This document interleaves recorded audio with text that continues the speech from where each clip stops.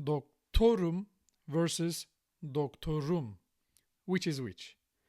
This one, the first one, is ben dokTOrum. I'm a doctor. Because here the suffix is im, and that suffix passes the stress. This one passes the stress onto the previous syllable.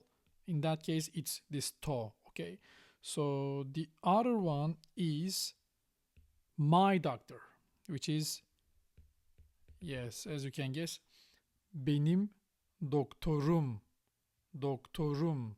Because here the suffix is just me. And what is this u then? Why are they similar?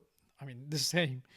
It's because we cannot pronounce this without this. We cannot say dokTOrum, right? It's so difficult. So we have this helper sound here. It helps us.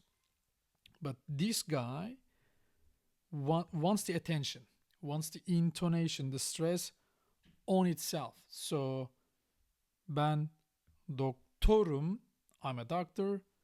Benim doktorum, my doctor. I hope it made sense.